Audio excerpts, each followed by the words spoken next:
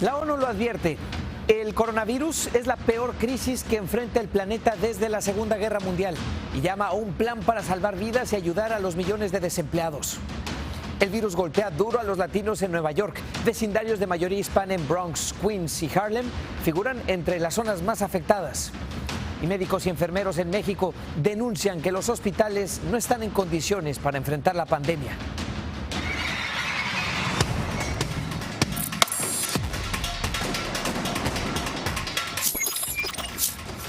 El mundo se enfrenta a su peor crisis desde la Segunda Guerra Mundial, lo dice la Organización de las Naciones Unidas, y reclama una mayor cooperación internacional para combatir el avance del coronavirus. En solo horas, la pandemia sumó 14,000 nuevos casos en Estados Unidos. El total es de más de 213,000 contagiados, mientras que el número de muertes ya supera los 4,700 en todo el país. En los últimos 3 días, los fallecimientos en Nueva York se han multiplicado. En distintos puntos de la ciudad colocaron morgues móviles con congeladores gigantes para mantener los cuerpos hasta que puedan ser entregados. Los casos positivos en todo el estado ya son más de 83,000. Los muertos, más de 1,900. Hoy el alcalde Di Blasio dio una lista de todos los suministros de la ciudad que se necesitan urgentemente. Más de 3 millones de tapabocas N95, más de 2 millones de tapabocas quirúrgicos, más de 100,000 uniformes de aislamiento, 400 respiradores adicionales, 65,000 camas más. Son muchos los números, el coronavirus ha golpeado a todo Nueva York, pero los datos apuntan a que golpea con más fuerza y mucho más duro a los que menos tienen. Así se ve un mapa con las zonas más afectadas. Los barrios que se han llevado la peor parte son los menos favorecidos y donde vive la comunidad latina. Son datos de la Autoridad de Salud en el estado.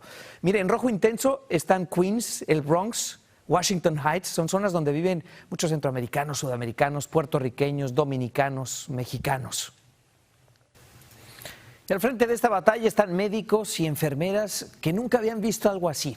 Su equipo de protección escasea. Las reglas del juego cambian cada día. Está con nosotros el doctor Juan Tapia, que desde Nueva York combate al virus todos los días. Doctor, muchas gracias por acompañarnos. ¿Cómo está usted? Han sido jornadas muy difíciles, supongo. Han sido jornadas muy difíciles para nosotros, ya que estamos viviendo las consecuencias del virus de manera personal. Hemos tenido colegas que trabajan en cuidados intensivos, en las salas de emergencia, que prácticamente están agotados luego de hacer turnos de más de 12 horas, pero también me dan fortaleza porque desde que salen de la emergencia, lo que están pensando es regresar a continuar la lucha. Doctor, muchos de estos colegas suyos, incluso se lo ven en las noticias, luchan por su vida, se han contagiado y algunos lamentablemente han fallecido. ¿Le toca de verdad personalmente a usted esta tragedia? Solamente en las últimas 24 horas, mi colega de más de 20 años terminó en cuidados intensivos intubado, ya tiene 48 horas. Y otro colega pediatra, también amigo de muchos años, acaba de fallecer hace apenas 48 horas. Doctor, lamento muchísimo las pérdidas de las que nos habla. ¿De dónde están agarrando fuerzas usted al ver a sus compañeros, sus amigos perder la vida y usted tener que seguir ahí en la batalla? Esto es parte del compromiso de todas las personas que trabajan en el área de salud. No solamente las enfermeras y los doctores, sino también los camilleros, las recepcionistas, los paramédicos, los bomberos y hasta la policía. Totalmente, doctor, y estos sin duda han sido días muy tristes. Usted se encuentra todos los días con historias dramáticas. ¿Alguna le viene a la mente? ¿Alguna que le haya impactado mucho un paciente recientemente? Creo que lo que más me ha impactado es que el colapso de nuestro sistema de salud no lo estoy viendo en una persona, sino lo estoy viendo que está afectando a los barrios más vulnerables de nuestra sociedad. Los barrios como Corona, Queens, Elmhurst, el sur del Bronx, West Harlem.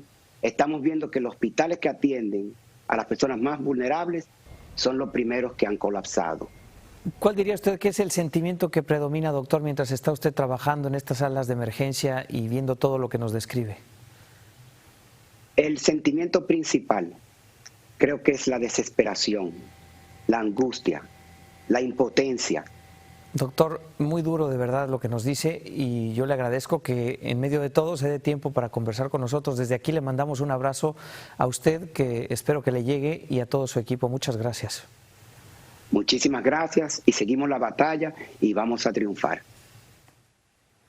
Bueno, la gran pregunta es por qué esto está ocurriendo en Nueva York y no en otros lugares. Y hay muchas respuestas. Una de ellas es la forma de vida. Muchas personas viviendo muy apretadas, el transporte público, grandes masas que se reúnen en Manhattan. Pero también la respuesta de las autoridades, y es que tal vez esas medidas de confinamiento no llegaron a tiempo. Mire esta gráfica en la que comparamos 3 estados. Uno de ellos, California, que decidió llamar al confinamiento pronto, Nueva York, que llamó al confinamiento, pero quizá un poco tarde, y la Florida, que apenas llamó al confinamiento a nivel estatal hoy mismo. Y mire cómo estas líneas de Nueva York y California comienzan muy parecidas, van paralelas, y después Nueva York se dispara. Y la Florida, que comienza con los contagios más tarde, avanza y está por alcanzar a California, a pesar de que comenzó más tarde. Para entender esto hay que regresarnos un poco en el tiempo y viajar hasta principios de marzo. El 5 de marzo llegó el crucero Grand Princess a la zona de la Bahía de California. Había pasajeros que estaban contagiados y esa fue la primera alerta, lo que llamó a las autoridades y a la sociedad a comenzar a tomar precauciones. Después, el 16 de marzo, la alcaldesa de San Francisco sorprendió al país y pidió a toda la ciudad que no salga de su casa. Le siguieron 11 condados de forma voluntaria y después el 19 de marzo el gobernador de California llamó a todo el estado a permanecer en casa. Fue hasta el 22 de marzo cuando Nueva York hizo lo propio. Mire usted todo lo que ocurrió antes de que Nueva York tomara esta decisión, prácticamente un mes y no había ocurrido nada en Nueva York todavía. Y en los números eso se ve de forma dramática. 150 fallecidos, un poco más en California. Hoy la proyección para finales de agosto que sean 5,000 en California. En Nueva York la proyección 16,000. ¿Y qué ocurre en la Florida? Que apenas hoy decidió llamar al confinamiento con una población menor a estos dos estados. Hoy tiene más de 70 fallecidos y la proyección es que llegue a 6,000. Le decía, hoy la Florida llama a todo el estado a que se quede en casa. Y se suma así a otros estados más que ya están haciendo lo mismo. Ahí están los estados que han ordenado confinamiento a nivel estatal. Son la gran mayoría que ya le pidieron a todos sus residentes que se queden en casa, que no salgan a menos que sea algo muy especial, muy esencial. Pero aún faltan 5 que no han dado ninguna orden y por ahí hay otros 7 más que solamente han dado orden de forma parcial en los condados más afectados. A pesar de estas medidas de confinamiento, ya se sabe, habrá una escasez de camas de hospitales. Las que hay no van a alcanzar. Por eso en todo el país se multiplican los hospitales improvisados. Hay que buscar espacios para atender a los pacientes que ya están desbordando las salas de emergencia. Cristina Londoño visitó uno de ellos en Virginia. El estadio de fútbol de Seattle, el del US Open de tenis en Nueva York, los predios de la Feria del Sur de la Florida y este estacionamiento en Fredericksburg, Virginia, son parte de cientos de hospitales improvisados para recibir a millones de enfermos que, según la estadística y la matemática, vienen en camino. Aquí tendremos que estacionar a los enfermos, me dijo el doctor Eric Tosh. Las sillas reclinables salieron de las habitaciones para pacientes porque ya ningún enfermo, tenga lo que tenga, puede recibir visitas. There's nobody alive who will have experienced what we're about to experience. We don't know exactly what it's going to be like, and that causes fear. Uncertainty breeds fear. Los funcionarios del Mary Washington Hospital me dicen que no quisieran tener que utilizar esta improvisada sala de emergencia, pero se temen que en cuestión de días o semanas esté repleta. We don't turn care away from anyone who comes into our door, regardless of their ability to pay, and that doesn't change in time of pandemic. We train to take care of their people. Entrenamos para cuidar a los pacientes en su hora más oscura, pero nunca imaginó que sería también la más oscura del país. En Fredericksburg, Virginia, Cristina Londoño, Noticias Telemundo. La hora más oscura del país. Los pasajeros de un crucero infectado con COVID-19 siguen en el limbo, todavía esperando poder atracar en el sur de la Florida. Las autoridades del condado Broward discuten todavía si le dan permiso o no a desembarcar en el puerto de Fort Lauderdale. El crucero en cuestión es el Sandam, que lleva más de 20 días en el mar desde que zarpó desde Buenos Aires. Al menos 9 de sus pasajeros han dado positivo al coronavirus, 4 han muerto a bordo. El presidente de la compañía, Holland, ha pedido compasión y humanidad para los atrapados en este barco. Entre los más vulnerables en todo esto está la población mayor. No solamente el coronavirus amenaza su salud, también el aislamiento. Los especialistas dicen que el distanciamiento social obligado puede llevarlos a padecer ansiedad o depresión. Carla Mesola nos dice cómo nosotros podemos disminuir estos factores de riesgo. Escenas como esta de abuelos intentando divertirse en aislamiento o compartiendo con sus nietos y nietas a través de ventanas han causado conmoción alrededor del mundo, pero son la excepción. Miles de adultos mayores están en confinamiento estricto, sin compañía en centros de cuidados o en sus propios hogares, exponiéndose a otra amenaza de salud que puede llegar a ser mortal, la depresión causada por la soledad. No pueden tener contacto con la familia porque tienen prohibido entrar por el riesgo de contagio. Si a eso le agregamos todos los cambios de la rutina que han tenido últimamente, como ver al personal del hogar de ancianos vestidos con vestimentas así de protección y máscaras. Los ancianos representan la gran mayoría de las muertes por coronavirus, en particular los mayores de 85 años o quienes padecen alguna enfermedad. Y si bien el aislamiento los protege, expertos advierten de la ansiedad y desmoralización que pueden sufrir. Pero ¿qué hacer para mejorar su calidad de vida en medio de la pandemia? A través de ejercicios de relajación, de ejercicios físicos, y de mantener una rutina coherente todos los días. Muchos han optado por llevarlos a casa y otros hablan con ellos por videollamadas. Lo importante, dicen expertos, es hacerlos sentir que no están solos y recordarles que hoy el mundo entero rinde honor a sus vidas, guardándose en sus hogares para protegerlos. Carla Mesola, Noticias Telemundo. Hay que cuidarlos. 7 de cada 10 latinos en Estados Unidos estamos preocupados por el coronavirus. Es un 20% más que la población en general. Se debe básicamente a que tenemos menos acceso al sistema de salud y somos más vulnerables económicamente. 2 de cada 3 encuestados creen que se quedarán sin salario si faltan más de 2 semanas al trabajo. Es que solo el 16% de los latinos podemos trabajar desde casa. Y en México también hay mucha preocupación. Un día después de que se declarara la emergencia sanitaria, se toman medidas más severas para contener este virus. Hoy se anunció el cierre de Cancún y Playa del Carmen, justamente para evitar la propagación. Y es que los contagios aumentan. Según el último conteo del gobierno, hay 1.378 casos confirmados. 37 personas han fallecido. Las entidades con más casos son el Estado de México y la capital del país. Se concentra todo en esta zona metropolitana. Bueno, ahí el personal médico denuncia que no tiene el equipo necesario para poder atender a los pacientes ni para protegerse a ellos mismos. En la Ciudad de México está Víctor Silva con toda la información. Víctor, ¿cómo se están tomando las cosas allá? ¿Qué tal, Julio? Muy buenas noches. Así es, los mexicanos temen que el sistema de salud no esté listo para enfrentar la crisis por COVID-19. Mientras los primeros en la línea de batalla, el personal médico, ha salido a las calles a denunciar la precariedad con la que enfrentan la emergencia. ¡Ni un compañero más! ¡Exigimos material! Los gritos bloquearon una de las principales avenidas de la Ciudad de México. Médicos y enfermeros de un hospital de gobierno demandan no contar con equipo de protección para atender la contingencia. Exigimos material, equipo necesario. También las denuncias se escucharon en Monclova, Coahuila. En un hospital del Seguro Social hay más de 20 elementos del personal clínico infectados con COVID-19 y un médico murió, dicen, por las condiciones precarias. Los médicos de urgencias hemos comprado nuestro equipo para nuestra protección personal, ya que no hemos recibido apoyo de la institución. A las exigencias del personal médico se le suma la falta de infraestructura.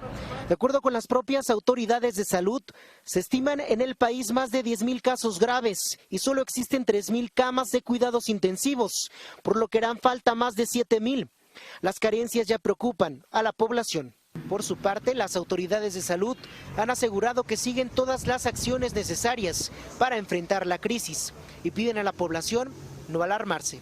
Julio, en el último reporte de la Secretaría de Salud han informado que el hospital donde falleció el médico será sanitizado en su totalidad y también han presentado una nueva aplicación a la ciudadanía para brindar información médica y así evitar la saturación de los hospitales. Regreso contigo, Julio. Pues muchas gracias, Víctor, por ese reporte. Las medidas para evitar contagios en México en realidad tomaron tiempo en llegar. Y a pesar de que ya se declaró la emergencia sanitaria, el presidente Andrés Manuel López Obrador se resiste a ser un ejemplo de distanciamiento social. Carmen Márquez platicó con jóvenes mexicanos y les preguntó, bueno, ¿qué piensan de todo esto? Así es, la falta de acción del gobierno mexicano es un gran motivo por el cual millones de jóvenes en el país no toman las medidas preventivas necesarias. Estamos platicando acerca de la reacción de los jóvenes mexicanos ante las medidas preventivas que ha tomado el gobierno por todo esto del coronavirus. Me gustaría conocer tu opinión. La gente no lo ha tomado en serio porque si el mismo presidente te dice que te quedes en tu casa, pero luego sale noticias en donde sigue haciendo sus giras y saludando a la gente, entonces creo que la gente no lo va a tomar en serio. Muchísima gente en la calle, ¿no? O sea, no parecía que nadie estuviera haciendo cuarentena. Yo creo que los jóvenes están en la incertidumbre mayor, pero también creo que son el sector que sabe que tiene, no solo ahora, sino después, una responsabilidad mucho mayor de sacar a flote esta crisis que parece que está claroscuro, que es muy opaca, que no se sabe muy bien. Aún con casos como los de China, Italia, España y propiamente lo que vivimos en Estados Unidos, la incredulidad y falta de acción persiste en la sociedad mexicana. Por el bien de todos, solo podemos esperar que el gobierno mexicano implemente las medidas necesarias para combatir este virus. Para Noticias Telemundo, Carmen Márquez. Y al regresar, comienza el censo y en estos tiempos de coronavirus es más importante que nunca que los latinos nos hagamos contar.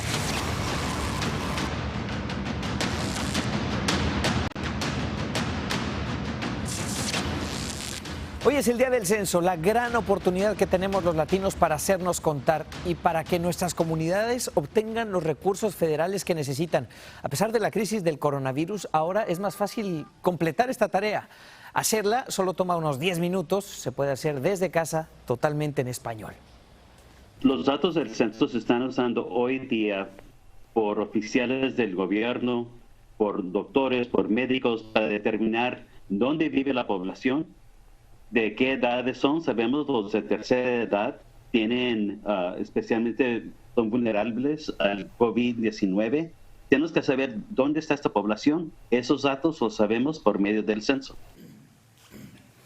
Y bueno, si tiene dudas sobre cómo participar, visite haztecontar.com. Es la iniciativa de Telemundo para que todos participemos en el censo. El plazo es hasta el 14 de agosto. Y al regresar, el emotivo reencuentro de una mamá con su hijo después de vivir 49 días separados por la crisis en China.